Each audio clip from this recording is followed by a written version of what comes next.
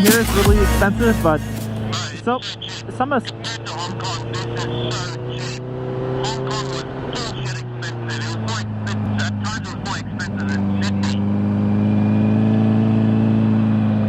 this road's kind of turning out to be pretty fun. Yeah, like we had well, today's breakfast wasn't so cheap, but like if you can find some lunch deals where you'll get genuinely full off of a bunch of food, and it's gonna be like $6-7. You know, like if you look at that compared to like a value meal at like McDonald's, you know, like the value was awesome for some of these things.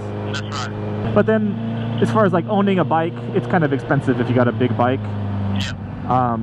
Because I gotta get this bike inspected every 2 years, and it's like $600 every time. Wow. Yeah. You have insurance and stuff? Like, how's insurance? Oh, actually, I wonder what you pay, because my insurance is like about, well, after my wreck, I think it's going to be about $1,000 a year.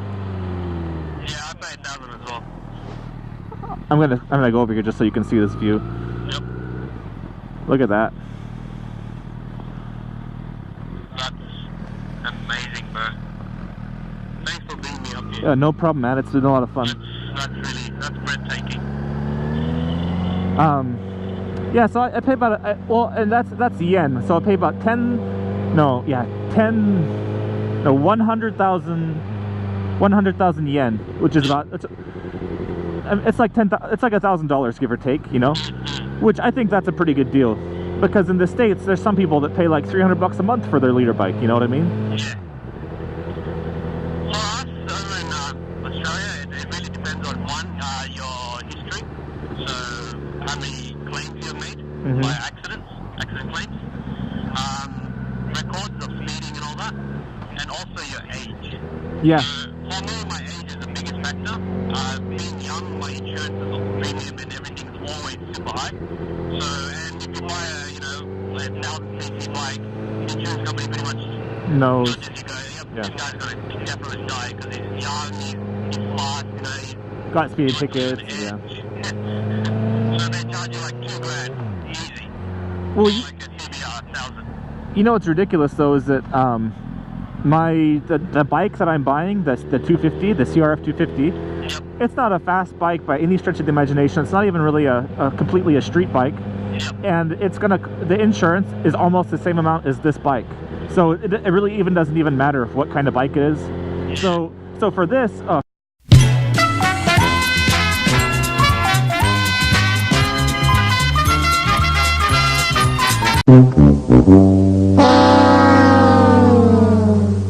shit, my blinkers on. For this bike, I feel like, oh god, $1,000 a year, that's a good deal. And then I get to my 250 and it's like, oh, $1,000 a year, what a fucking waste of money for this bike. Yeah, that's right.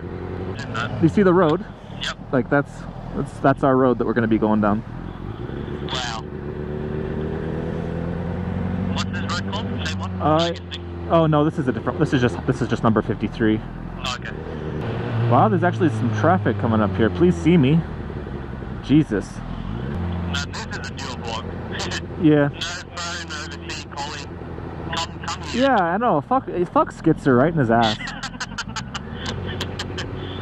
it's gonna be fun when I go back and he sees this video. He's like, what? You what, mate? Yeah. Generally if I know you too, like I don't know if you ever want to come back, but my wife is pretty cool. I don't mind putting people up at my house, you know, if I actually know you to some extent. You know what? To be frank, I would definitely come back. Let me know when you get your business up and running. I'll come and ride a bike with you. Awesome. And we can hit these roads, man. Yeah, that would be cool. And like I said, if I know you you're not gonna murder me or rape my wife. Nah, man, I'm Oh, good. Well, I'm still testing the waters. Yep. Fully understandable. That's fully understandable. No, I'm joking about that. You're cool. This is not a wide road, but this is not the skinniest road I've ever been on. You know what I mean? Yeah. But over here, I feel like you got to be on your game on your bike, because there's no margin of error right here. You know what I mean? That's right. And then if you're coming around the corner, this road's so skinny that there's no margin. Like if you're not in your lane, you're gonna maybe get hit by a car. So like in America, like you can afford to make mistakes every once in a while, but here, like you really can't. Yeah. That would suck. Just to if your front tire goes in there, you're done. That's very true. I think. Oh, by the way, I think the 250 would actually be much more fun on this road. Yeah. It's light. It's got actually some knobby tires, you know, so you can kind of, and like some like bouncy suspension. So when it gets all cracked and bumpy and stuff, like it's not a big deal. This bike is kind of like, it starts feeling really heavy on roads like this. Let's see. Can you see where we came from? The road up there. Yeah. Look, that's where we were when I pointed last time. Wow. You actually came pretty quick down there. Yeah, I think so. Like I said before, you put it in the GPS and it's like, okay, 20 kilometers, that's going to take 3 hours. Yep. You know, but it always goes a little bit quicker, but because the speed limits are so slow over here. Yeah. But it's not really enforced, so you can generally go about 20 over before the police start giving you shit. Oh, okay, that's not bad. We can't even do 5 over, bro. Oh, are you serious? Yeah, because they have like radars on their cars, and so once they pick you up, that's it, you're gone. The more I learn about Australia, the more it sounds just kind of like It's a nanny state. like Big Brother-ish, you know? Yeah, it's very Big Brother. And the cops in Melbourne, they're hiding in like bushes, and they have like radar guns pointing right at you, and then they'll radio in the highway patrol are hiding somewhere else. So we're like, we have a red bike, he's traveling about 85 on an 80 zone, and the highway patrol will just come and swoop him in. Wow, that's ridiculous.